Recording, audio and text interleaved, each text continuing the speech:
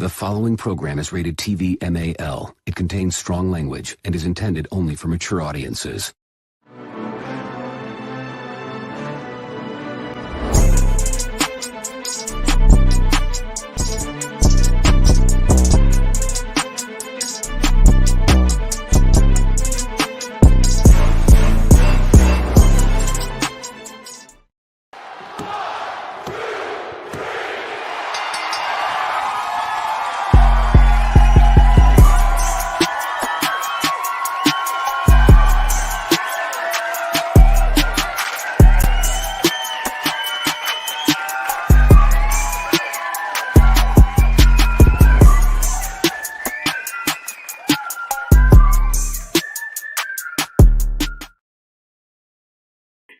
Yo, what it do, everybody? It's your man Dre, aka Dre on Wheels. Welcome everyone to a live episode of the 11:30 podcast, Talk Pro Wrestling. Yes, you guys, appreciate everyone tuning in. If you're here on YouTube, definitely hit that subscribe button down below. Do me a huge favor, man, for real. Like it, leave a comment, and share it, and don't forget to follow the 11:30 podcast on all social media platforms. And also, if you're watching on Facebook, definitely smash that like button on Facebook, man, and share the podcast. Yo, this is the Commission Talks edition of the 11:30 podcast this week. So, you guys, like I said, it's Commission Talk. We know we're going to be chatting all wrestling, man, this week on this week's episode from the AEW NXT head to head last night. We're going to do some reviews of Fastlane and a bunch more, you guys. But it's Commission Talk. I got the guys with me, man. One of my boys of Commission Talk, my guy, Warren Marlowe, host of Buzzing with Marlowe. What's going on, my guy? What up, bro? What's up? What's I'm going all on? fueled up, ready to go. Let's Hey, go. Let's go. You ready to go, man? It's Wednesday. I'm excited. I'm ready, man. I might RKO somebody. I might RKO. I got it. Okay, you guys, man. This week, our other guest, well, our other commissioned bro, is not joining us this week. My guy Blackheart, but that's joining us this week on the 11:30 podcast Commission Talk edition is none other than the host of the Beeline Entertainment LLC, my guy Brian B. What's going on? What up, y'all? Yo, listen, it feels good to be on this side of the thing. I'm usually in the comments talking shit, spreading it up. What's goody, y'all? Thanks for having me. Really appreciate it. I love the show, and it's a lot of fun talking wrestling. That's what we do. You feel me? Hey, man, no problem. As always, man. Definitely, yeah, to reach out to some guys, man, to be on the podcast, and you one of them, man. Warren definitely reached out to you, and it was kind of funny too. And we was like, man, I'm down, man. Oh man, I'm down. Yeah, I love it. I just posted. Let's see who acknowledges. Yep. Yeah, I'm down. I told Warren right away. I was like, listen, throw me in, throw my fist in the group. I'm ready to. I'm Kurt Angle coming for the Shield, baby. What's good? I'm ready for it. Hey, Let's go. That's what's up, man. Hey, we're gonna dive into everything. We ain't gonna waste no more time. We're gonna do before we give our thoughts on what took place last night between the head-to-head NXT and AEW that had everyone talking about it.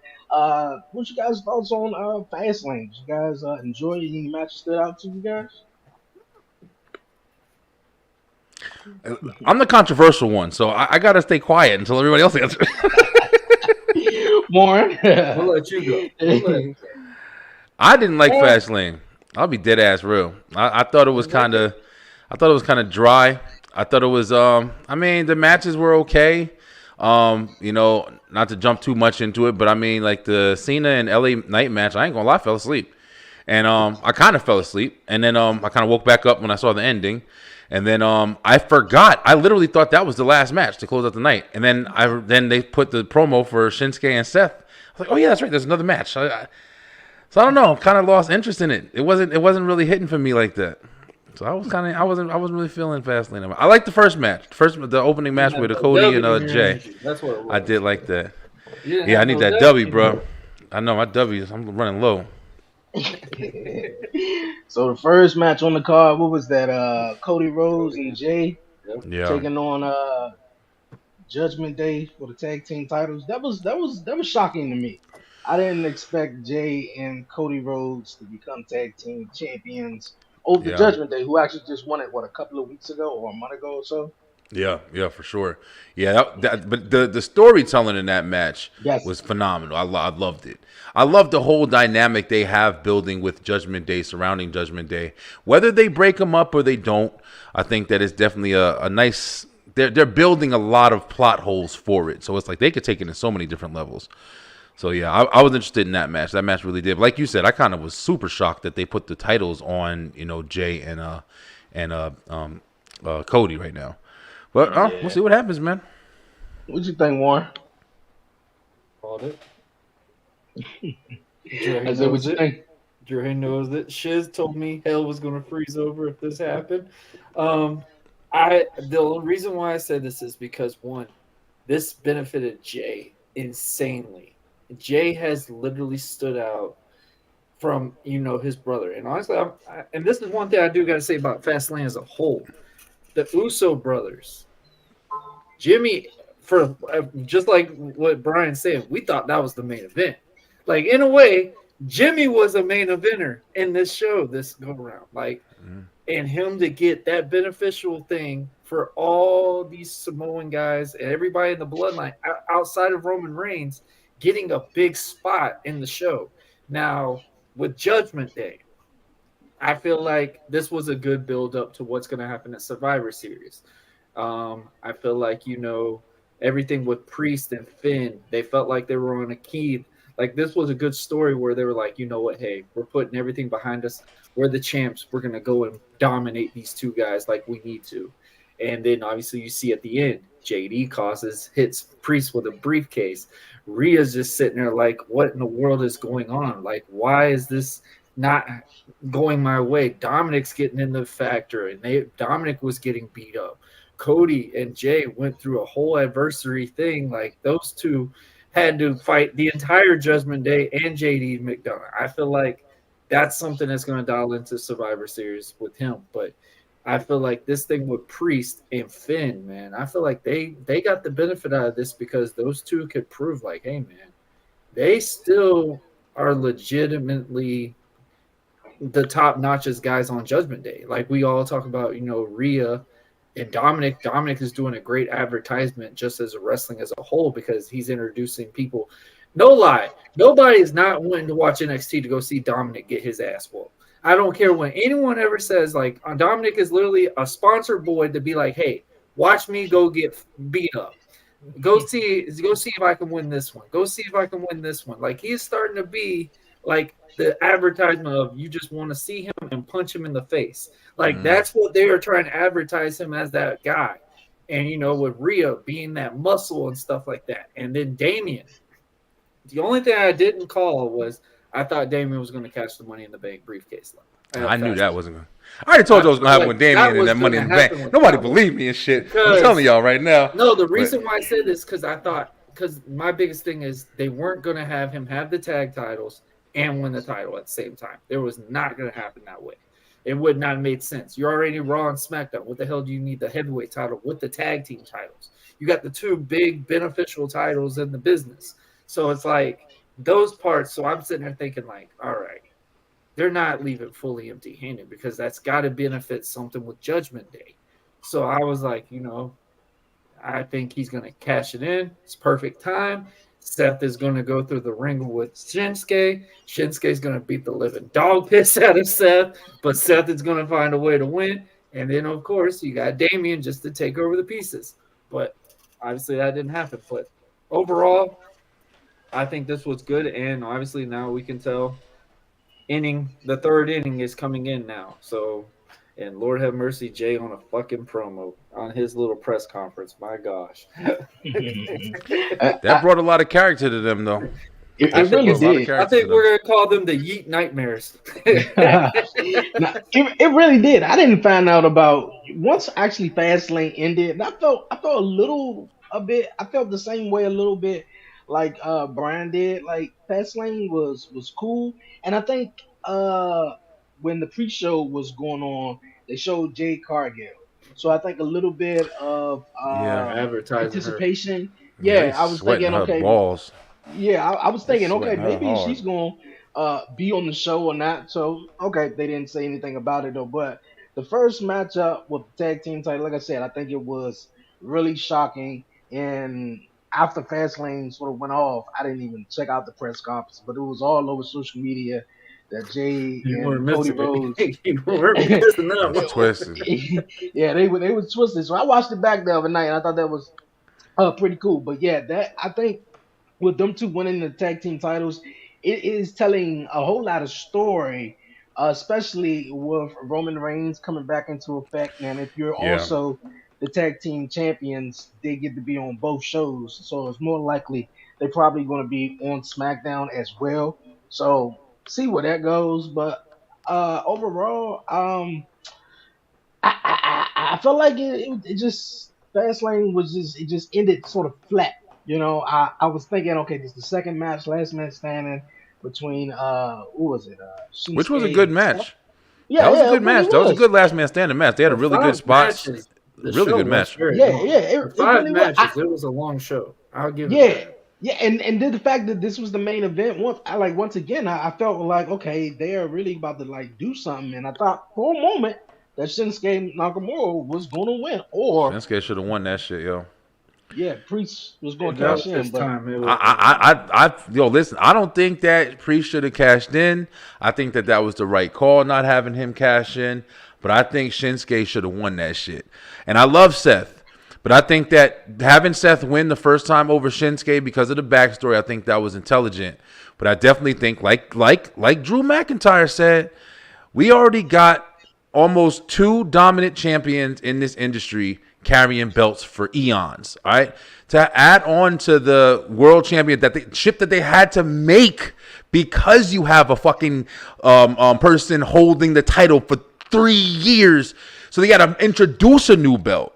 But now you got it on Seth and nothing's changing. I'm not saying hot potato to shit, but I am saying you build in Shinsuke, and it's literally the best of. They reinvented him with one fucking segment. They reinvented him in a whole new light that people are looking at. Even me, I'm like, in my opinion, Shinsuke is one of the top heels on fucking wrestling right now. One of the top heels with his mannerisms, with how he's acting, his character, his promos on the screen. Everything about him, he's a fucking a-hole. You want to hate him. And I feel like they build in that, and they could have put that belt on him and opened up a whole new situation in WWE with that shit. But you know what I'm saying? WWE playing it safe. We still in the safe mode. We gonna see what happens with Triple H back in full authority of creative and everything. So I'm just interested to see what's different, bro. I'm tired of this. I know what's gonna happen shit. Like, I can write this shit myself. You feel me? Like, fuck the story, bro. Let's make some fucking progress. I'm trying to, you know what I'm saying? Like, but that's just how I feel. You feel me? Like, I'm ready to go. I feel you. I definitely feel you because Seth been champion since May, and just Yeah. to spice it up and do something different. Shinsuke was a See great what pick, you're man. saying. See what you're saying. That the good guys ain't really the longevity for champions. That's something that we've all been visually, and that's the bad thing about wrestling at times. Look at a great example. Hangman Adam Page. Everybody was so high on him when he was in AEW. He was the #1 babyface at that time. And it was probably the worst decision for him to win that title because he's literally not been able to bounce back from being that champion because he was a good guy and just was a very stale champion. Like, it was very hard. Seth is very good, but Seth is starting to, if he keeps winning these matches and keeps taking that thing rise, there's more going to be those fans are going to be like, all right, man, we're getting sick of this. All right, man. Yeah. Tired of that. Because, first of all, bro, we going to talk about that Monday night where he fucking wearing some damn stiletto heel boots, whatever the fuck he was wearing. Yeah, you got that challenge and shit. I feel you, man. I feel like if Roman and them wasn't holding the belt for as long, I don't think we'd think about it as much, though. I feel like the reason why we're really tired of it is because we already have people holding fucking titles forever. And don't even talk about the tag titles because, like y'all said, like, it was a surprise to me that Cody and them won it. But why are Cody and them winning it? I know it's to tell a story, but why do you have to introduce so many titles in one story picture? Like, Jay and Jimmy, if they would have fought Judgment Day without the titles, I feel like it would have been just as beneficial. With them having the titles, now you have to factor in them losing them. How are they going to lose them? They're not going to lose them straight up because they're two top guys that they're trying to build. So it's going to be some funny shit with it.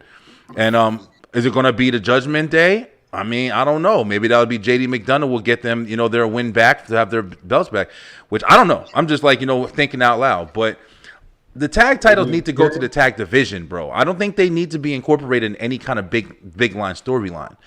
That'll make another big line storyline. You don't need that one. But I don't know, bro. It was a surprise they won that shit. Nah, you're right. You're definitely right, man. Definitely right. I think with the Cody Rhodes also in Jay Just winning me, Boost. Don't mind Warren, y'all. I don't know if he got the right rhythm on this motherfucker. I gotta take Shiz's part. Shout out to Shiz, y'all. I never met y'all. Shiz, man. We ain't never collab, man. I gotta fucking come on and talk some shit with him and stuff like that, man. Oh, he can do that. He can do that. Yeah, it'll be a fun time. But yeah, I just think Love you, Shizzy Poo. Hey, buddy. For the story, that's the only reason why I can be a really see t-shirt. them winning the tag team titles, because they're not a tag team, and I think Judgment Day was doing obviously just fine with them. So, but hey, looking back in hindsight, don't be hating on the American Yeats. The American Yeats. All right, American it's gonna be a Yeats, t-shirt. Oh wow. Jey Uso left the tag team to become a tag team. I mean, I don't know, bro. We'll see what happens. They're going to the story, and we'll see what happens. Y'all already know my opinion with that shit. Pay-per-view. You got to think about what's the next pay. Well, other than Crown Jewel, but you got to think about what's the next big pay-per-view is Survivor Series. Roman got to have a title match at Survivor Series, bro. Roman got to have a title match. So you think they're gonna stretch it? No, I believe he's gonna have a title match. I don't know if he's probably gonna lose it. He got a title match at Crown Jewel next month, and rumor has it both actually twice next month in November. Y'all think he's gonna be? I heard that was a rumor. I heard he's not gonna be facing John Cena at Crown Jewel. Oh, it depends on the. I don't know, but that's what I heard though. On the strike, because Cena's already said if the strike is done, he's got to go back and finish the films that he was doing. So who knows? Yeah, I think that'd be fucking corny, man. John, I like seeing Cena in the scene right now because it's fun. You know what I'm saying? His ass off. He still looks good. He's doing real good. Ring. Yeah, he still looks good in the ring, and he moves so much more fluently than he used to. Because Cena lost a lot of freaking weight, because I don't know if anybody knew, but Cena literally leaned out a lot for these movie roles. Oh yeah, and he even said because he was hurting all the time, so he had to change his style of working out and stuff like that. Yeah, his strength has died out a little bit, but he looks phenomenal because Cena has literally been more adamant on cardio and stuff like that. So looking at him in the ring, man, you could tell he's worked on his cardio, because he did not look like he was out of breath, because the match that he did in Tampa, he didn't do much. That one with LA Knight, he did a lot in. The match that he's done, all these other ones that he's been doing, he's been performing every single night and doing dark matches every show. Yeah. So like he's been putting some miles on his radar lately. Yeah, for sure. Yeah. It was a nice matchup for John Cena. I mean, his latest run coming back from WWE. I think it been cool though. I love LA Knight, but he's got to slow down in the ring. Got to slow down. Who's on LA Knight? Yes. No, I don't know about LA Knight, bro. His moveset, he can get carried away real quick. He's a beast, but I'm saying, like, when he does the top rope jump thing, make sure he's more alert on these things before he putting it on a big promotional thing. Because, man, like we just said, all these wrestling fans and stuff, especially these AEW fans or whatever you want to call these guys that just watch wrestling just to have content, just to be bashing them, they will look at that and go, oh, yeah, that's your top guy? He almost slipped off that top rope. I mean, like, these little things are like something I will tell just someone to be aware of. But LA Knight, he's doing phenomenal. Yeah, do y'all think that made him benefit him too? Do y'all think that LA Knight is a guy that you're gonna look at as like you're loving him because of his wrestling? Because I honestly think that I love him because of his character. Oh, like he's definitely not the best. That's why I just said he needs to slow down, because I feel like if he doesn't slow down in the ring, it's going to deteriorate that character. Just because if you have that character, but if you ain't got that in-ring ability, you're gonna need. It does matter. Yeah, you need an in-between. No doubt about it.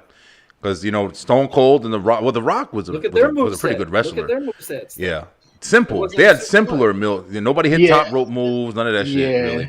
Yeah, And I think for LA Knight, you just need to, like I once said, you just need to chill down for certain stuff like the top rope and just stay on both feet. I like his And I yeah, finisher think though. he's That's totally pretty fine. cool. But it been a lot of wrestlers. I think we all three of us have loved more so because of their characters than what they actually did in the ring, for real. and then vice versa as well too. Yeah, yeah. Seth and these guys, even Roman. Like if you remember, like I had a guy on my show last night, and never talked to him before, but he was really really into wrestling, and he brought up a really good point when we were talking about Bray Wyatt and the Wyatt family. One of the top matches, man. If you remember how good the Shield was when they were together, when it was Seth and Dean and Roman. That damn Wyatt family versus Shield match, wherever it was. Yes. Bro, spot after spot after, and it wasn't just high flying. It was somebody hit a DDT, then that person got up and he got F5, then he got this and rock bottom. And I'm like, damn, y'all fucking. Y'all, I remember that match. I remember watching it like it's a this Mortal is Kombat fight. I love I'm it. telling you, bro, it was so like some Tekken tag tournament shit. I was like, damn, y'all going fucking hard. But it's like you said, Warren. It's like stuff like that, and Dre, even like stuff like that. Literally, it don't have to just be like the crazy, big spots. It's just how fluid you work in the ring, bro. Like. It's that shit was so smooth, Miz, man. Like Miz, it took him a long time. It Another took him one. a long time when he first started. Like his in-ring ability, you could call it off the bluff. Like, hey man, you suck. But his character, he kept coming up, showing up, and just being that hatred guy from the real world that you saw, and One you of the best. invested into him. But he was always. The biggest thing is nobody showed the camera. Oh, hey, I was doing extra work. I was getting the ring work. I was doing these things. Like He was a beast, it works, bro. It works. And just sort of like in a way of John Cena. Everyone hated John Cena for most of his career because he only had the 5 moves of doom. Just Get in you the can't ring see and do a me. move, and you tell me how many moves you're doing. That's Say all it I'm gonna again. tell people. I said I'll just tell those people get in the ring, and you tell me how much you're gonna do. Exactly. But it was John Cena more so, I guess, character that everyone more so fell in love with him. Actually, more so than his 5 moves of doom, though. But He was Eminem if he was a wrestler. yeah. But guys like when you say things like John Cena had 5 moves of doom, like I do know what you mean. Like he definitely did the ones he sticks to. Pretty much everybody has their little combination moves that they pretty much stick to or whatever as their character is kind of calling for. But then guys like Kevin Owens and Sami Zayn and these are guys who will pull out some shit that you ain't, especially like in a match where they're struggling to pin with the multiple pins, and then you got this motherfucker, he's like, all right, boom, and pull out some shit. You're like, where the fuck did that come from? A pile driver, anything illegal shit. And you're like, that's that shit that you're like, man, these motherfuckers got range. Like, Kevin Owens was one of the first ones for me where when he had that match with Cena, his first match on the main, and I saw this guy, and I wasn't big on Kevin Owens, but then when I saw him fighting Cena, and he was hitting senton bombs and doing the fucking thing off the rope, I'm like, this motherfucker is all the created players in the damn games, like the super player you make with all the moves and shit. I was like, yo.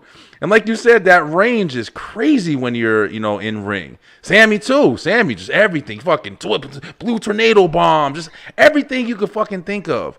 And Seth too. But Chad Gable, that's another one. Another phenomenal. Every 5 minutes he's pulling out some new shit, man. I love how you mentioned him, but look how much more he's solidified now because he has a character to him now. Yeah. Now WWE can really do something with him as a character. He's great. With the whole range. Yeah.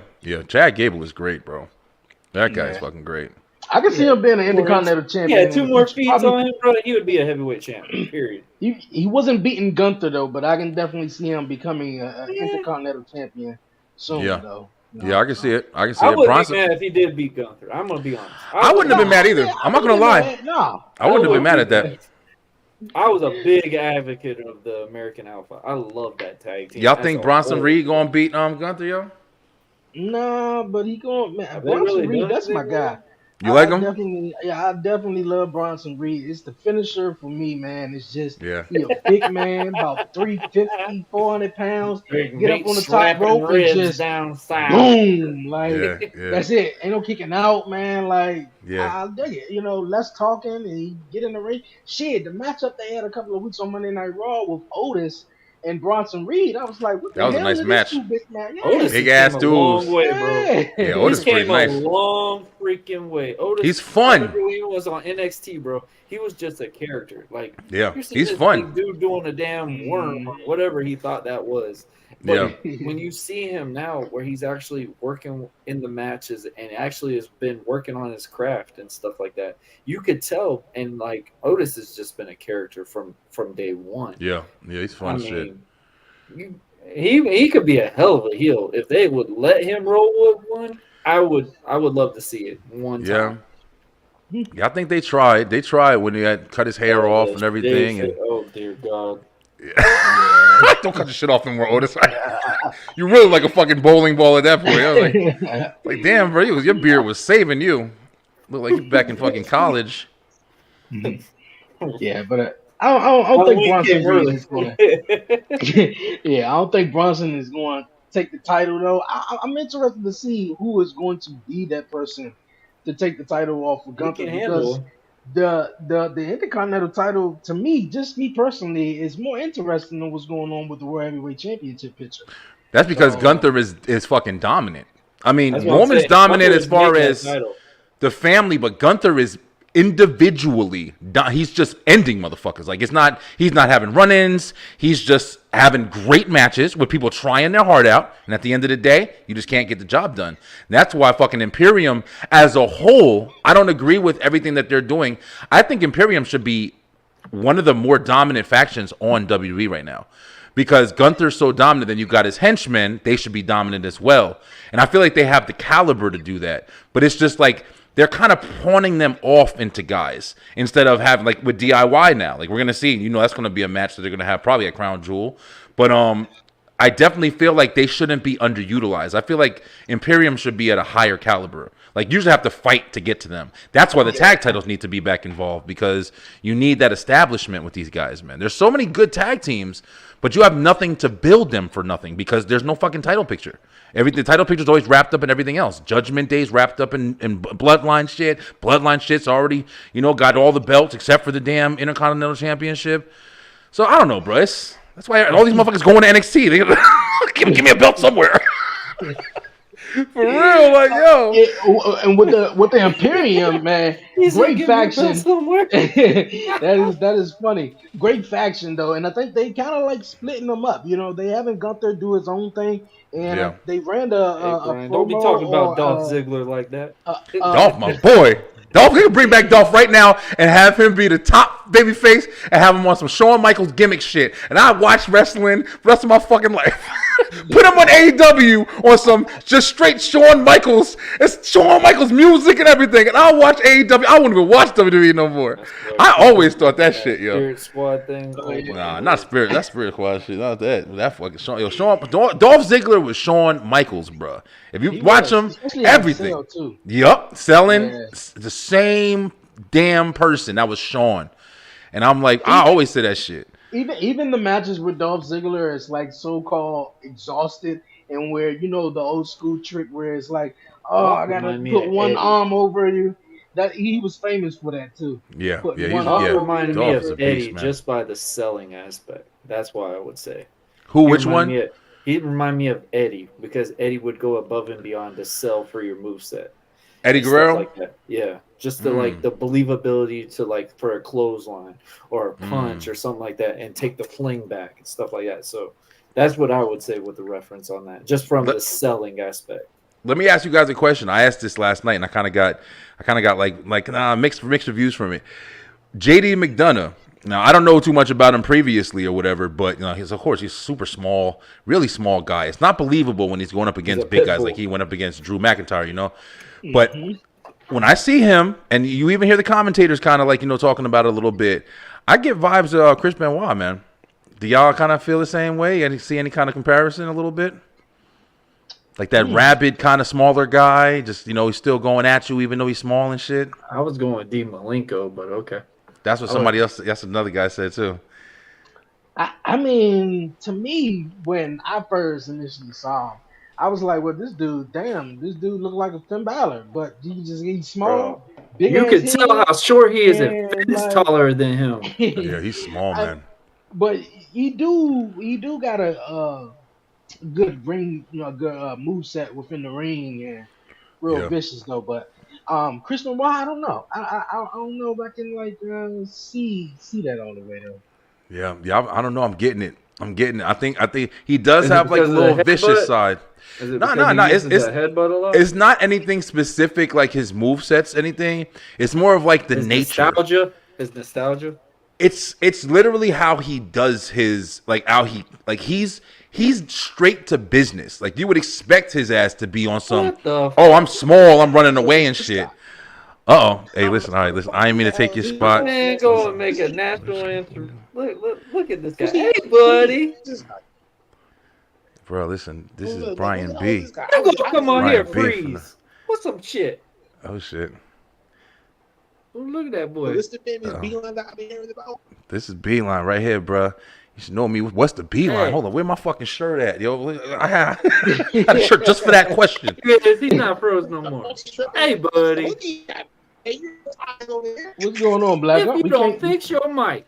That's I just jump in real quick to show y'all love real quick. I'm not home yet, but if y'all still on, I'll probably jump on if anything else. But Warren, you and shit, Dre, you my man, still popping willies and Beeline. I'll talk to you later. Bro, look at his t-shirt. No, look at his t-shirt. Look at his t-shirt right now. Oh, I think he done left out. Yeah, I think he got Like, it. oh, you a bitch. You a bitch. I'm gonna say that now. You just a bitch. Okay, there you go. Oh man. But where we was at? I was just talking about. Yeah, that was the only thing I thought, man. I don't know. I mean, that's just how I see him. Yeah, I mean, I think he's interesting, but like you guys said, it's very unbelievable. He's very small, man. And no hate, but he is 5'6". He's fucking small, bro. He's smaller than Alexa Bliss. And I think that's a thing where she's actually taller than him.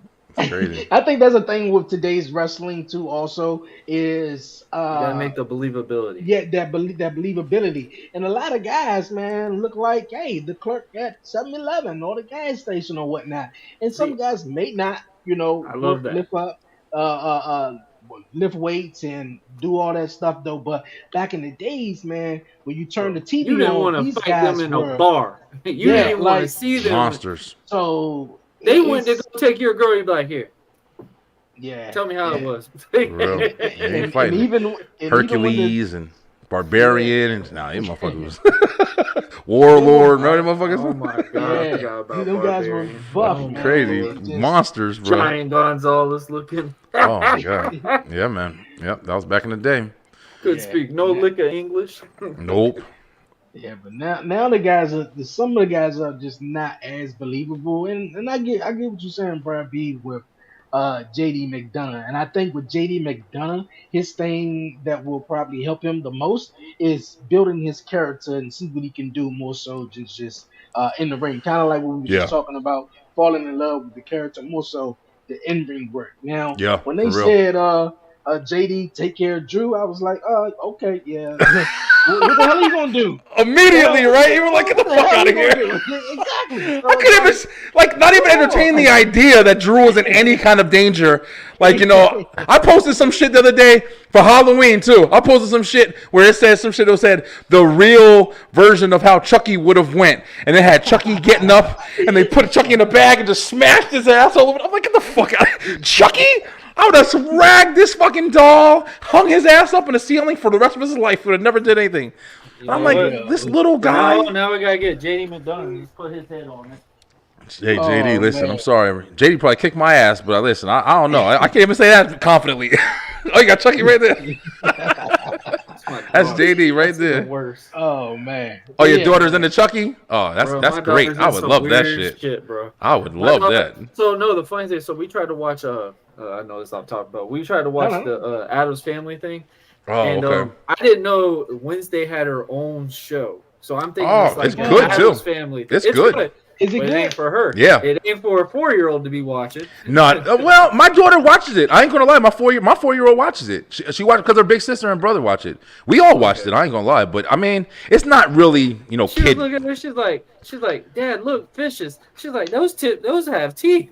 And Oh we just sit shit. there and watch this fish just eat this bully up or whatever. And I was like, Yeah. okay, all right. Yeah. Wednesday's pretty good. Wednesday's My really. dad really was good. asking me if season 2 pop. I was like, no, I've only watched 2 episodes so far because Yeah. my daughter sits there and keeps doing this. Yeah, I let my kids watch Stranger Things. I'm a dad, yo. Fuck that. I never watched Stranger Things or anything like that, so it's like, Bro, you gotta catch up, brother. That's gotta Stranger check Things is that out. fucking phenomenal. And the crazy thing is, I think the latest season that they had, I haven't checked it out besides like the first episode because it was like such a gap in between Yeah. the last season, and I was like, damn, I gotta go back and watch the last season over again. But it is good though. Yeah, for real, really good. no, I Really, just really good. finished watching the season of Last of Us. That was good. That was good. Y'all gonna change the whole show up right now? We'll be talking for this shit. Warren just introduced some shit. I'll tell you right now. Oh, listen, that Last of Us shit. Listen, bro. I'm sorry, bro. And I'm a fan of the game. It just. I never played the game. Everybody. It got so much, like hype, and I was just like, where the fuck it at? Because I don't know. The first episode was good. I wasn't feeling it, bro. I wasn't feeling it. Will make you want to watch it. It was kind of like The Walking Dead. I feel like after you got your particular person pass away or whatever, then it's like, all right, there's my. Walking Dead stayed hot for a while though. Last of Us shit. As a matter of fact, I'm gonna start rewatching The Walking Dead because of the Daryl shit. Thing after Glenn died, I was not gonna watch it. After that, shit. I was. Yeah, like, a lot of people checked out after Glenn was out. Glenn was the man. But all right, I don't want to go too far. Back to y'all got Brian V over here. I'll be fucking entertainment all day. That's my shit right there. Hey, yo. All right, man. We got some more. We got some more topics, man. We ain't want to get off hand here, but hey, we having fun here, man. Yes, sir. But we gonna. We were still in fast lane, weren't we? Oh yeah, we were, right? We actually were. But yeah, you guys have anything else to say before we move on? With Pat McAfee. There you go. Yeah, Pat McAfee was cool. Charlotte and Oscar and them. I'm tired of seeing Oscar with the belt. I definitely think Bayley's about to do something with EO. Even though I think Bayley needs a face turn. I don't understand why the fuck they haven't doing it. I would love to see Bayley and Charlotte and Becky join forces. Yeah, that's boring though. It's not because her character is so stale in that heel shit. If they think the biggest thing of her worry is if she does do that, she might have to escalate back to the Bayley buddies and stuff, and she's completely done with that whole persona. I definitely don't think she needs to do that. I think if she go babyface, I think it would be very interesting to see what she does. For real, it'd be different. It gotta be different. You can't go back to the Bayley buddies thing. That's like when you grew up in NXT, you came over to WWE, that worked for a little bit. You just kind of find yourself, and the heel thing for Bayley, I think, worked for a great time. It worked for a long time. But I think they're waiting for Dakota to get healthy again so they can really do something with damage control. Yeah, I think so too, to actually get them apart and let Bayley just go off and do her thing though. But that match itself wasn't my best though, but it was whatever, right? I feel the same way. I think it was better for Io. I think that was a good one. I mean, but Bayley interfered though. That's the only shit though. It makes her look weak because every fucking title defense she's had, she's needed Bayley. So it's like I don't think they're really. And Io is amazing, but I don't think they're really showcasing her, man. Everyone she's had to have help to win, and she's fought her ass off. But Bayley's interfered, even with her telling her not to. And I don't know. That's why I'm saying it's like it's kind of played. It's like. It's not. Everybody forgets she's the fucking champion. Rhea's the champion, but people don't think about that other title. And Rhea hasn't even defended the title in a minute either. But she still got heat consistently. Yeah, that whole shit with her and Shayna was phenomenal. I think it's gonna be crown jewel. Yeah, I think that's crown jewel right there, Shayna and Rhea. I was a big fan of that. I'm a big fan of Shayna Baszler just in general because what they did with her.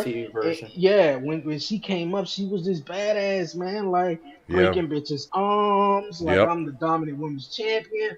And then she got up to Monday Night Raw, teaming with Nia Jax, and that was that, and she Yeah. was just a lot of tag team partners, and it was like, no, just let Shayna be herself and just be. And I feel like this with Triple H being with the news that Triple H is back Yep. in creative control, I was like, okay, this is exactly what Shayna Baszler is supposed to be in his title picture, and I'm a fan of when you're the champion, whether you're the IC title, WWE Universal, whatever. I'm more fan of multiple people coming after your championship. Yep. For Like, come real. on, bro. It's like 50 people on this roster. Only one person wants a shot at the women's championship For or real. the WWE championship. So, like, Rhea is the women's heavyweight champion or world champion. So you got Shayna coming after her. You got Raquel. You got Nia. Maya. You just got a bunch of women, and I like that variety because Hey, it don't I necessarily gotta say get this though. stale in a way. Everybody Right. stop Absolutely knocking right. Nia, man. Stop knocking Nia. That woman is in Tampa, Florida every single week,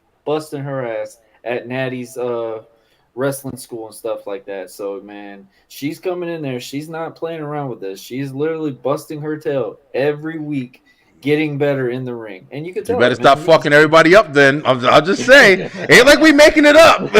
She fucking people up though. I mean, she's I embracing respect it it, though. but I mean, she's making an acknowledgement like, "Hey, y'all want to say shit about me? Cool. All right, I'm gonna beat your yeah, top guy or whatever." but you still should want to. I mean, I'm just saying. Like, I think me and Dre had this talk on his show. Like, I mean, it's no fact, and I like Nia Jax, man, but I'm just saying on some real shit. She fucking people up when she do stuff, and she might need to be a little more careful because she is a big lady. She is strong as shit, and I think she gets a little bit into the moment. Nia looks like she's one of those people, like kind of like a JBL or these guys who take their shit very seriously.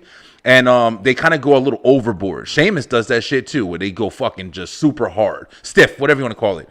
And I feel like, well, Gunther is definitely a stiff worker, but I don't feel like it says much with emotion. He's safe. Yeah, I feel like Nia Jax came back and that shit of her comeback emotion, even when she did the shit with R-Truth. Remember with our Royal Rumble, and R-Truth got pissed off because she went behind him and fucking trucked his ass, and he flew into the damn the railway or whatever.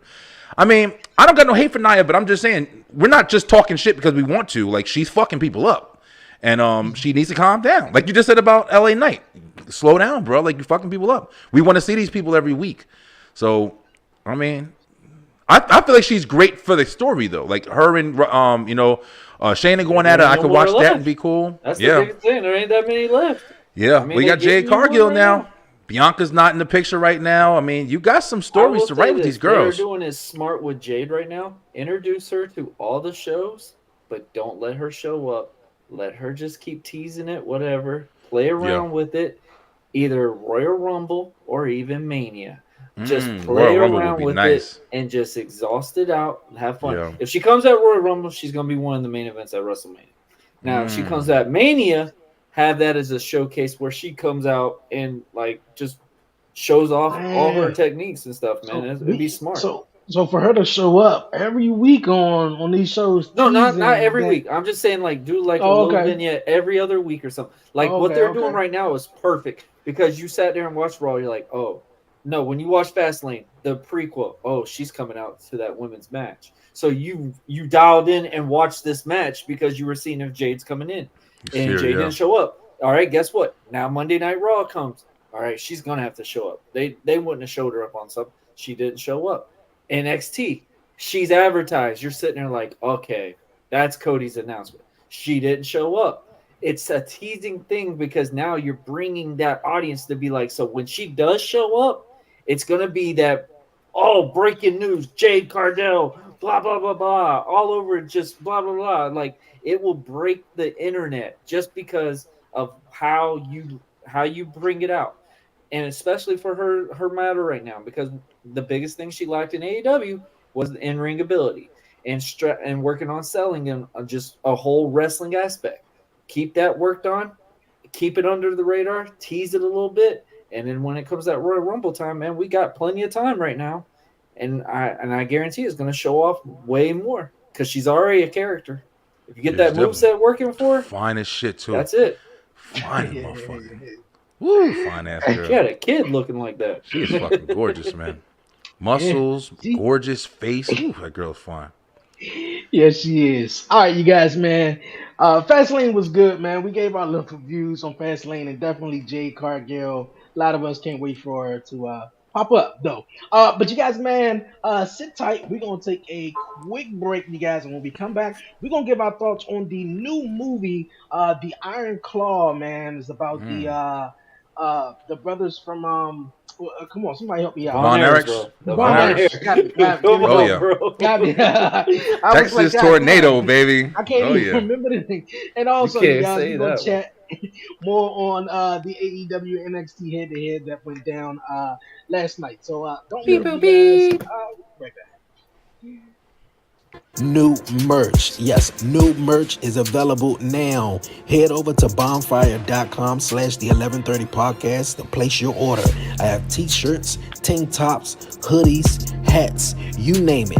Everything you want from the 1130 podcast is right here in one place. So head over to bonfire.com/the 1130 podcast to pick you up some monumental gear ahead of the new season of the 1130 podcast. Go get you some now.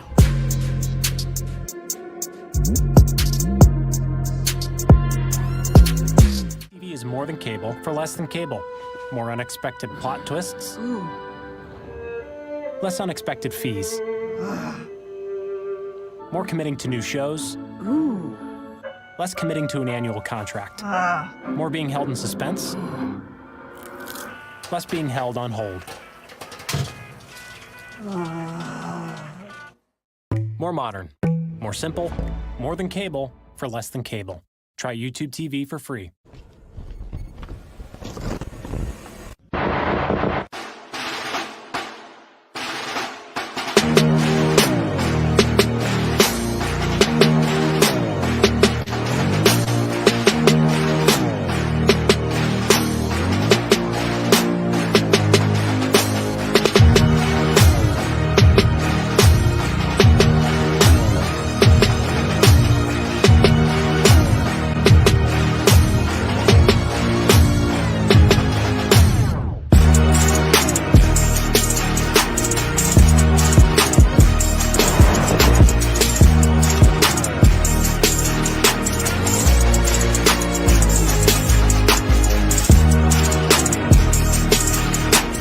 People, what's good? What's happening? What's going on? Yo, it's me, Brian B.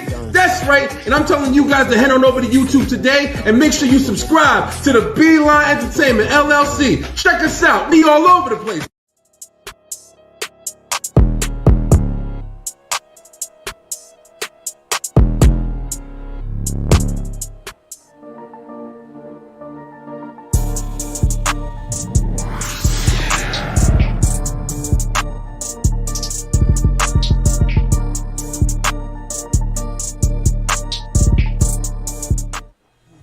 Yo, what up? This your boy Kendall Stones, aka Coffee Weaston. This your boy D.O.E. Good Brother Bowl. And we are the Dirty Hills.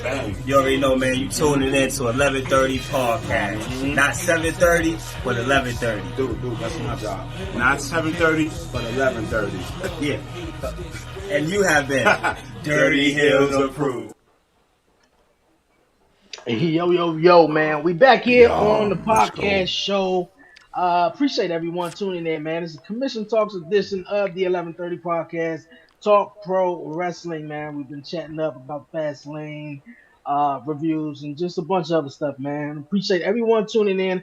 If you haven't done so already, definitely hit that subscribe button down below, man, and hit that like button on the Facebook. And before the break, I said, man, we're gonna dive into some more conversation and more topics. But first up, it's a new movie out, you guys, man. Inspired true story about the Von Erichs, man. If you don't know about them, you can Google them on your time. But we're gonna take a look at this trailer and we're gonna give our thoughts on the new movie, The Iron Claw. Since I was a child, people said my family was cursed. Mom tried to protect us with God. Pop tried to protect us with wrestling. He said if we were the toughest, the strongest, nothing could ever hurt us. I believed him. We all did. Morning. Pants tomorrow, please, David. Perry, I want you to join your brothers in the ring. Yes, sir. I love that. Now, we all know Kerry's my favorite, then Kev, then David, then Mike. But the rankings can always change. What do you want in life, Kevin Von Erich? More ribs? I want to be with my family. You know, be with my brothers. What do you like to do with your brothers?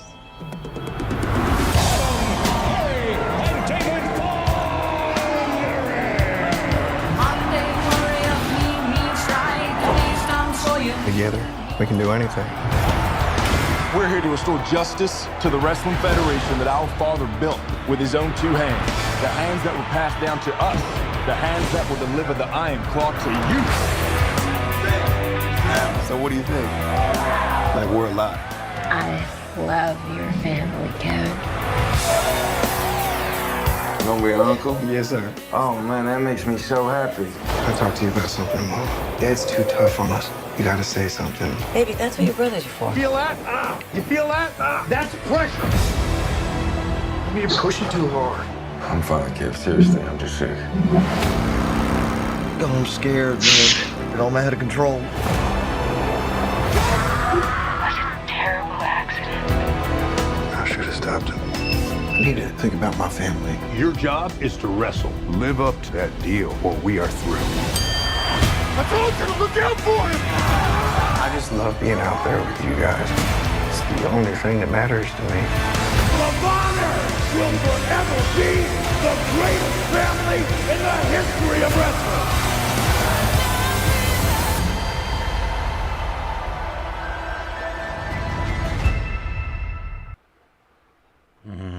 I'm fucking with it for real. All right, man. I'm That fucking is with that the shit for real. official trailer of the new movie, inspired, by the Von Erichs.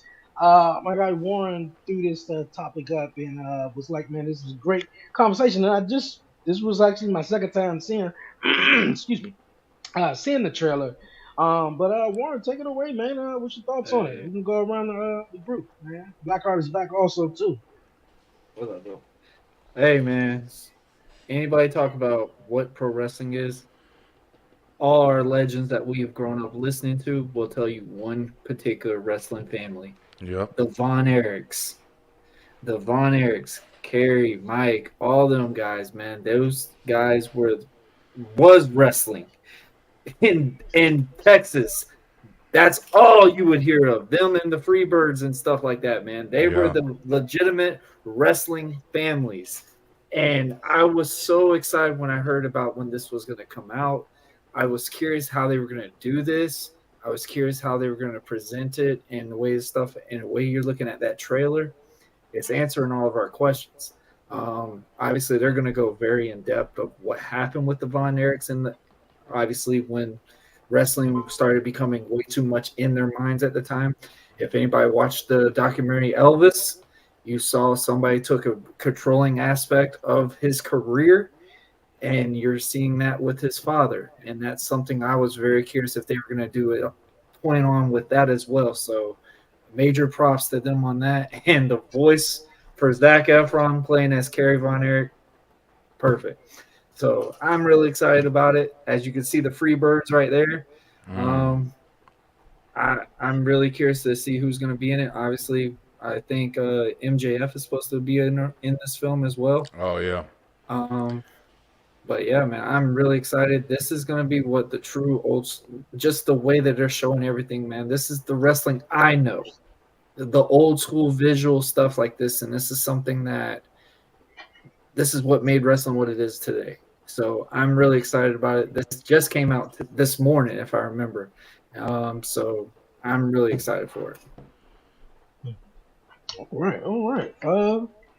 Blackheart, you got something you want to add on to that, man? Or you just here? Not really. Just I'm with it. It looks nice. It looks fire. It looks like it'll be a pretty good drama versus little docu-ball biopic and stuff like that. Seems like we got the right cast, to kind of build this whole thing together and stuff like that. Hopefully they can deliver, and if the production, it's up to par and everything like that. Exactly what it is. The thing's exactly what it used to be. Like if they actually tell it the right way, then it's gonna be a little scary too on that part too, though. Why? Because your ugly ass is not in it? No, what I'm saying is based off the storylines, because obviously you know that saying, bro. After you find out the real true means of finding about your heroes and stuff, so I think. Please, we saw that in Dark Side of the fucking Ring already. You're already year 2. We're gonna see the real version of this now. All that Dark Year 2 fucking late for that. No, we are a year 2 late now. We're getting this movie now. Fuck out of here. Yeah, Dark Side of the Ring be revealing some real shit too, though. I mean, it's not. So we're already a year late, and then they decided to do this cash cow thing right now to see if this whole idea works. If wrestling movies can actually make a profit. That's what I like. How they're gonna play with Kerry, Von Erich. Here's the real question: can wrestling movies make money? Well, I mean, The Wrestler did. The Wrestler was pretty popular when Michael Rourke did it. Mickey Rourke did it because The Wrestler, that's a pretty popular movie. I think they can. I think that this is a great story. I think that this is definitely going to speak to wrestling fans. But of course, of this generation, you're not going to go see a wrestling movie until it's The Rock's movie's out, until maybe a Stone Cold Steve Austin movie's out, or shit like that, or even Macho Man or Hulk Hogan. That's going to be the big ones. That's the one that I thought what's his name is playing Thor. Fuck is but that movie got canned. That movie got scrapped. Oh, it got scrapped. Oh yeah, I remember he was trying to play Hulk. Hogan pulled it. Hogan pulled it? Yeah. Hogan ain't pulled it. Did he pull it for real? I'm trying to bait him, motherfucker. I don't know, man. See, listen, I would love to see Shawn Michaels or Bret Hart story at least come to me. That would be. I'd fuck with that all day. That would be dope. Yeah, I'd fuck with that all day. I mean, find somebody. Okay, wait. Yeah, I'm gonna say that. Definitely got your ugly ass. I'm gonna say that they might as well pull a Jungle Boy. Who knows? Jack Perry can hit the phone call, be like, "Yo, man, you want to play Sean?" Dolph, my bad. Dolph Ziggler. I'm fucking sleeping over here. Dolph Ziggler all day. Dolph Ziggler. Shit, we were just talking about that. Yeah. I mean, I think it looks great. I think it looks really interesting. I'm a fucking big Texas Tornado fan. Like I said, man, like I was one of the ones I watched growing up. And so to see Kerry Von Erich, his story, I think Zac Efron looks fucking incredible. People sleep on him, bro, because of the whole High School Musical shit, but he's actually a really talented fucking actor, man. He portrays a lot of different roles very well. I also like my boy that's playing, looks like he's playing David or, the boy from Shameless. He's actually pretty good as well. They got Big Mike. It's going to be interesting. I didn't know too much about the Von Erichs until I kind of found out their story. It's a very tragic story, with their family and everything. But I think it's going to be an interesting story. I think for wrestling fans, I think we're definitely going to gravitate towards it. And, it'll teach people a lot, because a lot of people don't know the old school shit anymore, man. Even like Michael Jackson's and Elvis and shit. They don't know this shit no more because it's not being taught. It's just fucking there. So, I mean, we'll see, bro. Listen, I'm down for it. Listen, we're not going to we're not going to listen to a pedophile that actually married 14-year-old girls in the 50s. Very true. Very fucking true. Not accepting that. I don't give a fuck who you are. Yeah, you're very right. You're very right. The movie, Warren, you better look the ugly look of your face.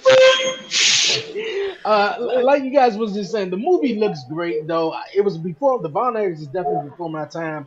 But I think when they had WWE 24/7, that like on demand thing, and I believe like the Von Erich story came on there, or even when the network came out. So I definitely like check that out and hear all the stories surrounding what happened to the family and stuff. So I'm more interested, man. If this movie does well, and this movie goes well, you're going to see within the next 5 years a lot more wrestling movies coming out to play, coming out into fruition, getting on the big screen. Paramount, definitely Warner Brothers, maybe. I could definitely see like Lionsgate getting their hand on the script or something like that. You will never know. This could be the floodgate. Yeah, and I said this to myself because there's a lot of sports documentaries out there as far as basketball, football, and baseball or whatever you name it, but it's not too many wrestling documentaries out there. But since The Wrestler, because public society still looks at wrestling as the redheaded stepchild of the sports entertainment world. No bar none to that. So you can't imagine us little fleet of fans. Wait. there's more football fans and more basketball fans than there are wrestling fans. Definitely that. Well, for sure. Yeah, for sure. But I don't think it's definitely looked at the same caliber anymore. You're going to make projects. So you're going to make projects and concepts, right? That's going to generalize and get that bigger audience to go and see in the biggest screen. I'm not going to lie to you. You're not wrong all the way, I feel, but I definitely feel with the upbringing of UFC and kind of that same caliber, especially with them being under TKO now, wrestling has definitely looked at a different light. With it being on Fox, it's traded on the stocks. The business is thank WWE, AEW, and everybody fucking else, because they have established that. They have established that professional wrestling is now more than just the southern fucking entertainment. It's definitely bigger business now, man. But I don't know. At the same time, it isn't as popular to put fucking asses in seats with old ass storylines. Like I said, if they did, even with the Bret Hart, I think might get a little bit more excitement on people's ass. But I definitely think if they put out a Rock motion picture of how the Rock, they did his show, but if they did a movie, everybody be in the fucking seat, bro. Everybody would be in the seat. And remember, they had Paige too. They had Paige too. That Paige shit. I wish that they didn't do that. I wish they didn't do that. I wish they would have saved the whole Rock movie for later. Yeah. Right? So when that came out, you can keep the whole Young Rock series. You kind of stretch that out like 5-6 seasons on NBC, shit like that, and that could have gotten over that way. They just did it too quick. Yeah, you're right. Yeah, I think this movie right here, The Iron Claw, is definitely gonna get a lot of attention of the old school wrestling fans who watch wrestling in the 80s or the 70s. So when the Von Erichs did their thing, because boy, they were mega stars at that time in their promotion in Texas. So, just to see wrestling people who are giving wrestling the benefit of the doubt now and really taking heed, because it's big business. Definitely big business. All right. We gonna hope and see. If y'all still surviving 5 more years, we're gonna come back and we're gonna talk about this. All right. All right, you guys, man, here on Commission Talk, we're gonna move along, man. Everyone gave a review on the new movie trailer of The Iron Claw. We're gonna move on to our next topic. Last night we seen both brands, AEW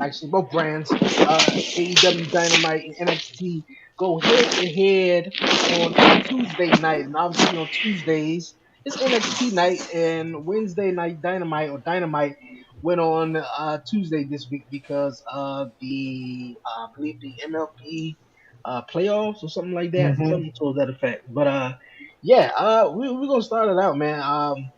What you guys thought? Who you guys feel like won the night between AEW and NXT? Can I go first? NXT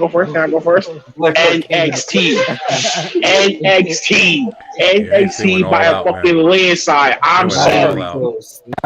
I'm fucking sorry. NXT went out last night and they went all out properly. They did it properly, by the way. And I'm going to say this little shit for Friday though, so I'm not going to dig in too deep into the to one particular title change, which was fucking retarded. And if you got AEW fans, it's gonna be mad. Watch me on Friday. I'm gonna make y'all even more madder.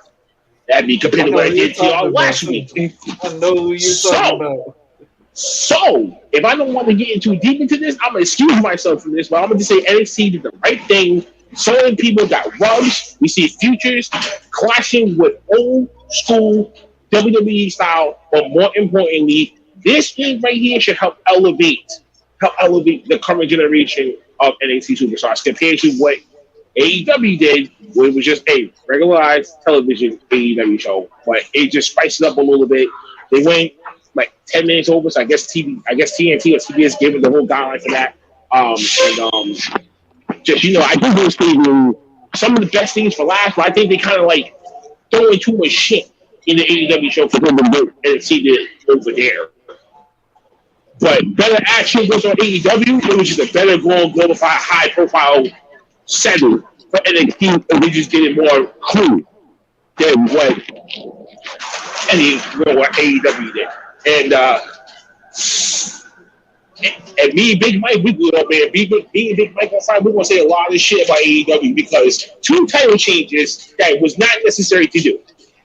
2 title changes was not necessary to do. But I'm going to say that shit for Friday, though. That's all I want to say. Yeah, I mean, I didn't watch AEW, so I don't know. I got some of the details. I was watching NXT, but the one thing I can say, and which is weird, and you want to know, I'll be dead ass real with you. I just kind of started watching AEW. I keep up with it, but I don't really know everything that's going on. And I heard through the window, I didn't even fucking know that they were switching to Tuesday because I was trying to figure out why NXT was going so hard with all these fucking people on NXT. Undertaker, like what the fuck is happening? The thing that I definitely think they won the night. But let's be real. Undertaker and them ain't going to be on fucking NXT every single Tuesday. So it was a great opening, but you kind of got everybody amped up to watch NXT one good time. But if AEW keeps delivering, which they are, they got Edge, the Edge and Christian shit. Christian's fucking character is phenomenal. And they got a lot of stuff that they can start building. So I'm not going to knock them yet because they can still dominate on NXT because I'll be real. I don't fuck with NXT too much. And I know what's going on because I try to follow everything. But I'm not going to sit there and watch a product that I'm not that interested in. I'll just follow it and figure out what's going on. So, I mean, if they have high caliber. You're doing what most Impact wrestlers, so what most wrestling fans do to Impact Wrestling, right? To get what? So you're doing the same thing that what these wrestling fans do to Impact Wrestling. I mean, I follow Impact sometimes too, but I'm just saying I would. But here's the thing: I'm giving it a chance. If you look at it realistically, like, I'm giving it a chance. If I'm following it, the one I'm serious, right? Other people gotta give these other wrestling companies a chance in order for you to win them over. Yeah, just because it's not on a big cableized television scale. Yeah, that's not me every day. You just program to watch shit because it's on main television. Yeah. Well, you're right. Yeah, if you're saying like literally, you want to be in the position where it's like you can have a chance to watch something because WWE is always going to take the most dominant fucking seat in the class. It doesn't matter. They're established. Everything else is trying to be established. I don't give a fuck. AEW, TNA, New Japan. I don't give a fuck what you say. They're all trying to be established. Even though they have established names, they're still trying to be established because WWE is brand fucking new, central, in your face three times a week. WWE has been established in the U.S. base since the 1970s. Meanwhile, over in the Western Hemisphere, New Japan has been active since the 1950s. They just never got on the American market television. But what matters, I'm saying, if you you could be fucking every other country in the planet. You look at two main companies, not all these other ones, like these two. But here, bro. Listen, I'm American, right? I'm saying some real shit. They may be fucking popular everywhere, but when we talking right here, come on. Just like soccer. Soccer's popular everywhere, right? Who really gives a fuck about what? Name one podcast doing soccer fucking shows. Wait. Maybe 5 black people that watch soccer. I'll wait. Yeah. Shit. Maybe 5 black people that watch soccer. We're calling football. I'm calling your ass out right now, man. Don't play with me, man. Yeah. Don't play with me, man. I'm a black American, my nigga. Like, don't try to play that. Yeah. I definitely don't watch no fucking soccer. I'm just saying, everybody watches soccer. Nobody talks about that shit. Nobody So you're right about that shit. Nobody watches soccer. But I'm saying, I'm still talking shit to y'all. Yeah. You're doing good. Yo, but I'm saying, like, literally, motherfuckers ain't trying to, like, AEW and stuff, they got stuff to prove, man. But I'm not watching fucking the whole week worth of wrestling. But I'm definitely going to watch WWE. That's my shit. Like, but if it gets interesting, of course, I'm going to change. Just like back in the day, I was watching WWE and I switched over to WCW. And I wasn't even watching fucking WWF anymore. But then, when Vince McMahon and Stone Cold started going at it. Wait, but that was the majority of all of us, though. A majority of all of us was doing the same goddamn thing because we wanted that alternative change, right? And we got to end up with WWE. Then when WWE finally saying, we got to get their fan base back. That's when it started with edgier because they want to get away with it. You know what I'm saying? Right. That's the difference maker about it. Yeah, that's the only difference maker. AEW is doing that right now.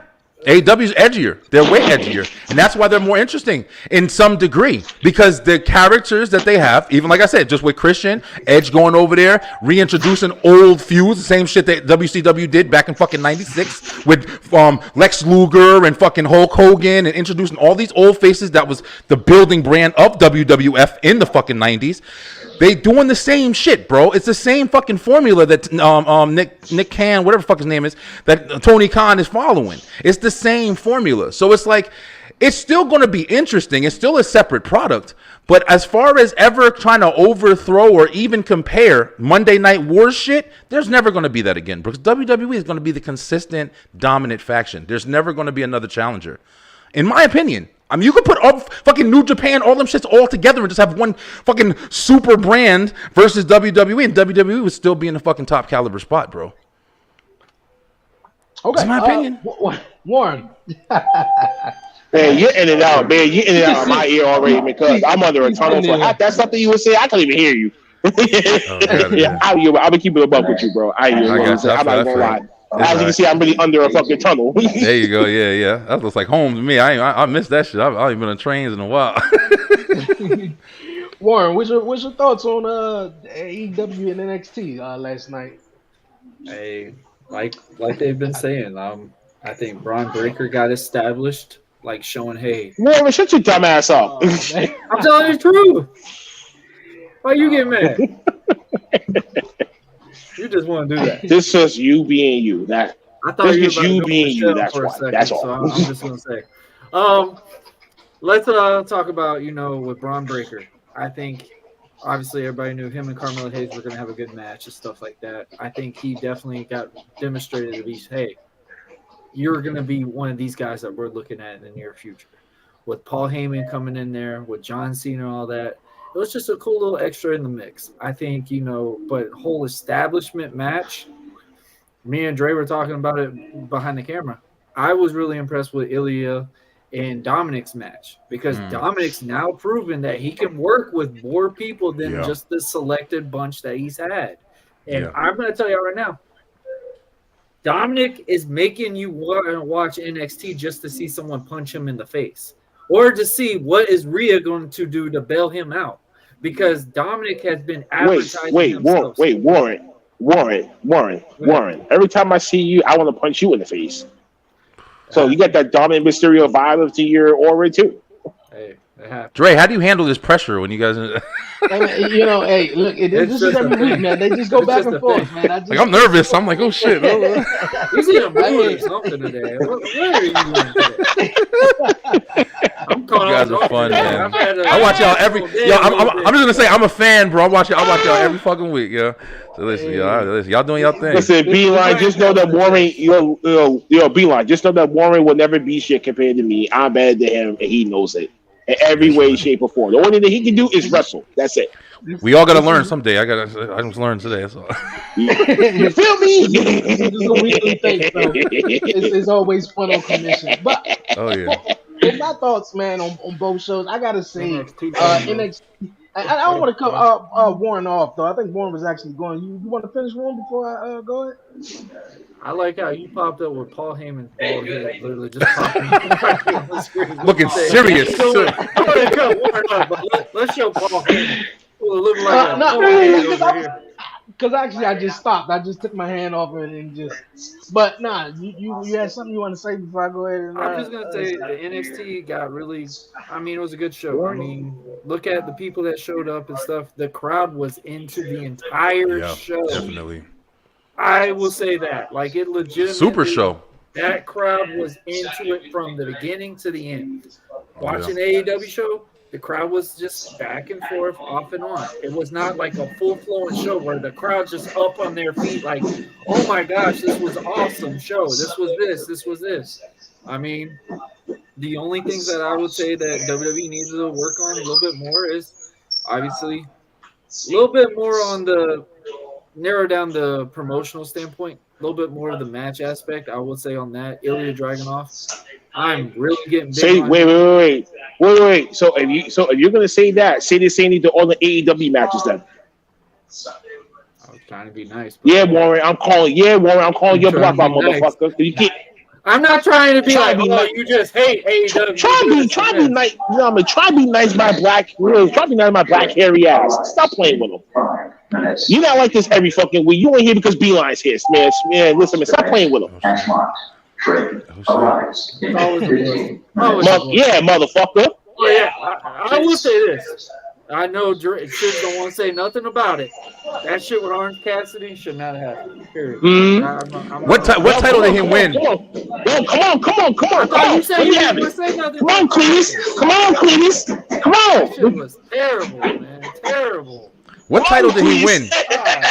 The international championship. International, shit. yes, international. I didn't even know he won a belt. Awful. Like I I said, didn't get a chance to watch anything. So, like I said, I'm gonna wait till Friday to say my piece about those two matches, though, because fucking retarded. Okay. All right. AEW haters coming out. What everybody wants to call me. Tony Khan come out there making a special announcement saying, "Hey, John Moxley can't compete, so you give the title to fucking Orange Cassidy." Why? There was no story with it, no meaning, and the way that they introduced it. Hey, do you want a title match? I guess so. Eat a Dorito. What the fuck? I mean, come on, man. No. I mean, the only matches I really cared about was the Daniel Bryan. I meant Bryan Danielson and Swerve, which was a good match. And no offense, Edge's match. That's the only ones I really cared for. That's the only ones I really liked. But the Orange Cassidy, bro, those titles should not have changed hands. Period. That night. It didn't make no sense at it. You were destroying prestigeness with your titles, just flip-flopping them every other week. That's ridiculous. And this is y'all favorite promotion, motherfuckers, huh? some people's favorite promotions, though. Wait. Y'all fans got some explaining to do. Okay, and real their show went fast. longer than theirs too. Yeah, real fast though. On my opinion though, real fast though. Before we move along, I want to say NXT on the night just in general. I thought it was awesome for Cody Rhodes to come back NXT to announce the Dusty Rhodes Tag Team Classic, which I felt like was real heavy on his heart that he wanted to do or didn't want to do. So that was awesome. Dragunov versus Dom. I think Dom. I mean, his position is to get beat. You know, I think the crowd loved booing him and loved seeing him lose and stuff. So I think that was awesome.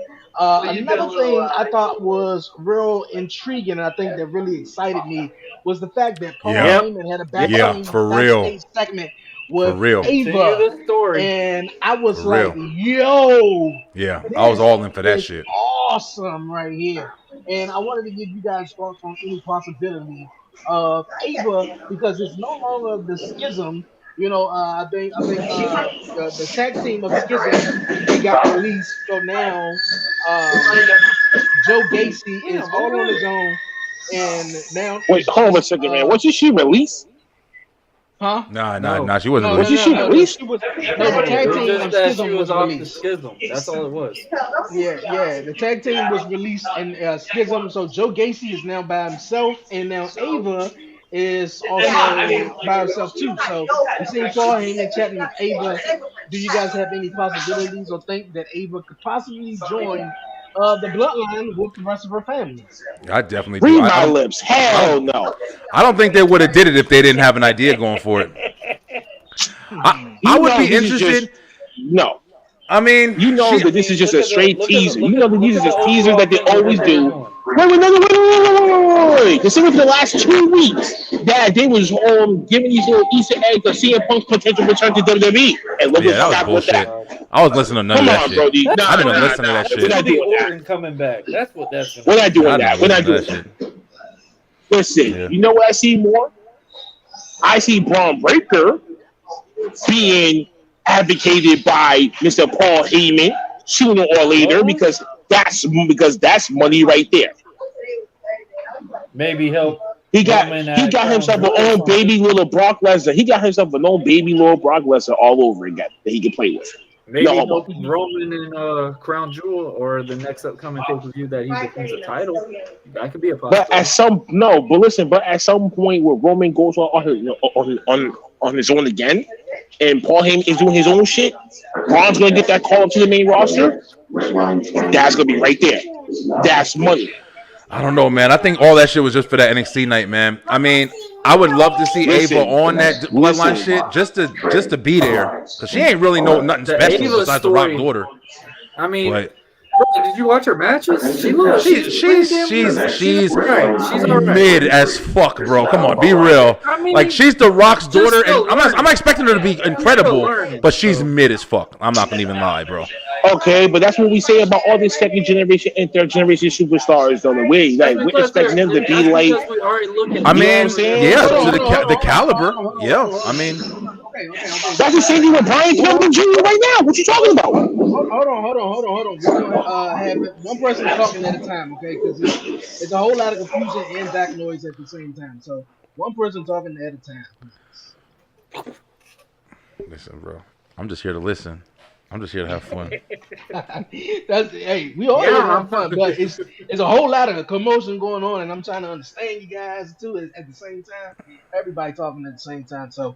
But you guys, hey, look, I think as well too. It was sort of just for the NXT, but I think it was a nice thing to mention and show that Ava could possibly join the bloodline. But I don't know. Yeah. But another person though, I think is debuting that haven't had the whole reaction that everybody else like Jay Cargill coming from AEW is Brian Pillman Jr.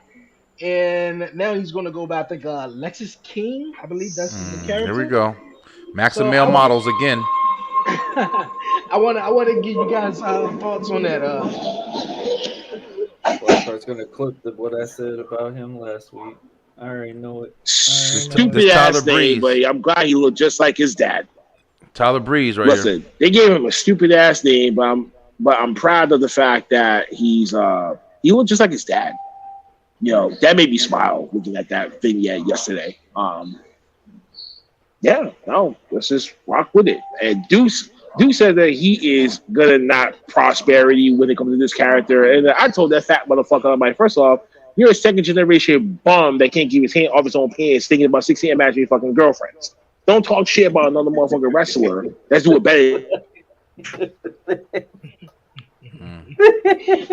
Like just cause shit didn't go well at AEW for him didn't mean that he's not a good wrestler. It just so happens that he's just lackluster of taking advice from all the veteran stars, as Warren had once said. He needs to acknowledge that. Hopefully he gets that better, and hopefully he gets that opportunity in NXT under some real legitimate people. You know what I mean? Otherwise, he's gonna get cut fast. So I mean, I think this is one of the problems with having all these little ass guys on these fucking shows, man. Warren, I'm sorry to say it. Warren, what you laughing at over there? I'm trying to hold it in because I gotta bite my tongue a little bit because we did say he lacked in promos. That shit I was interested in. I'm not even gonna lie. The way he talked about, comparing himself to his dad and talking about he was gonna rebel against himself and stuff like that, it brought a different story to it. So I'm happy about the promo, but I still have my personal feeling of him as a person I have been in the ring with and know him. So it is what it is, but we'll see what happens. That's Flying Brian's kid, bro. That's half of the Hollywood blondes, bro. You crazy? He's gonna be fucking phenomenal. But like y'all are saying, I mean, Brian Pillman was never one of the biggest names. I mean, no matter how you look at it, in wrestling, period. He's a second generation superstar. If he comes out and he does something significant, cool, but he ain't going to win no fucking heavyweight title. So I'm like, what are we talking about? He's going to be another fucking, intercontinental chaser, in my opinion. And it might be fun, but I don't know, bro. I think that some of these people are just getting, their name over because of their status and their family. And that's cool. Steve Austin got him in there. Well, I mean, it makes sense, but I'm just saying, where's the next big dude, big name and shit? You don't got to be a Godzilla, but I'm just saying, where's the next big name coming from this shit? And I think, I'm not too aware of the backstory, or not necessarily the backstory, but all the baggage, I guess, that Brian Pillman, comes with or whatever. But I think that Brian Pillman Jr., his father was awesome in WWE. And lost him, passed away. And with Brian Pillman Jr. and the promo that he delivered, besides the name though, I see we gonna have a whole lot to. He got a whole lot to prove, but I feel like he's gonna be a star. Now, WWE champion of the Bucks, nah, he's gonna win a couple championships. His character may get up there. I don't know, but I feel He might like be a this North right here. American champion. Oh bro. yeah, and NXT, yeah, of course. Dre, I'm trying to tell you, man. I'm sorry to cut in, but I'm just saying, bro. Brian Pillman, I'm telling you right now, he didn't do shit in WWE, bro. I'm just He was saying. known in WCW. He was flying Brian Pillman WCW. in WCW, but he was flying Brian. He wasn't even like, and I'm not trying to shit on him, but I'm just saying, realistically, he was never some high caliber fucking celebrity. Like, he was never one of the top tier dudes, not even a belt chaser. He wasn't even like big with the cruiserweight. I don't even know if he ever won the fucking cruiserweight title, or even if it was established at that time. He was a big dude, Brian. Flying Brian Pillman. Yeah, but I think we're talking about when his WCW run, he didn't really get acknowledged because after him and Austin split, Austin was already shoot to the rocket. Brian had lost Brian was in a depression Stone Cold a long because time. He was like, hey, I had to figure something out. So he became the unhinged Brian Pillman. And that's where they got into the solidification of. But the problem why he wasn't anything in WWE, because when they signed him, he did not inform them that he was already hurt. He was already hurt when he was signed, and legitimately he had a bad knee to where he was never going to wrestle again. So that's the reason why he was never solidified in WWE, because literally he was hurt when they signed him. He told them that he was healthy and that he was able to be recovered. That's the only reason why he was not solidified in WWE, because he was only known in ECW and in WCW. Got it. Okay, that makes sense. I remember he joined the Hart Foundation and everything, but he never really did much because you don't. What does everybody remember about Brian Pillman? Of course. It was supposedly a gimmick. No, that was because he literally couldn't walk without that damn thing. Yeah, that makes sense, bro. Because the only thing I remember, the biggest thing about Brian Pillman in WWE was when he had that segment with Austin, when he went to his house with the gun. That was the biggest thing that you remember about Brian Pillman. Austin came up with that too, which is weird. That was awesome. It's fucking awesome. Oh yeah, Vince going crazy shit. Some good shit. Yeah. We got Stable in here showing boobies, but this is more offensive. Like I was saying, and some of you guys said, man, WWE, I feel like, just they won the night. NXT was great. Hopefully they keep the momentum. The big thing about AEW for real was Edge debut matchup with Luchasaurus and some couple other things, man.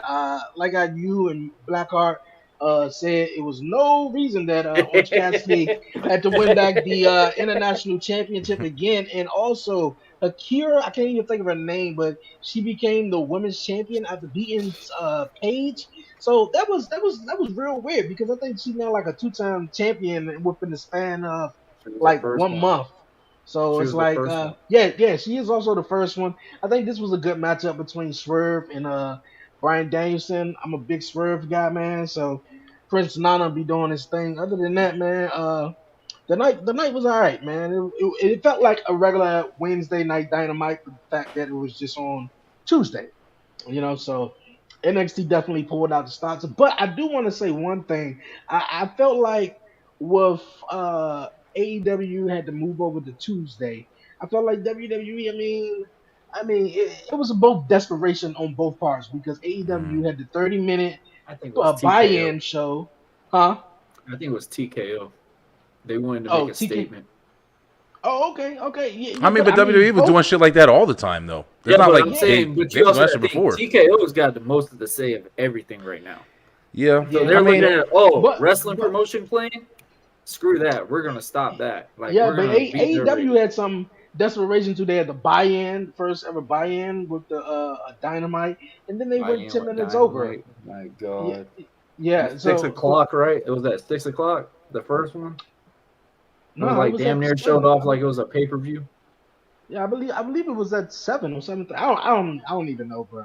Hey, it was what it was, man. That's what competition do. That's what competition does, bro. But at the same time, like, you're seeing the different, pictures and stuff like that. Like, you're showing AEW arenas, and AEW arenas are fucking empty.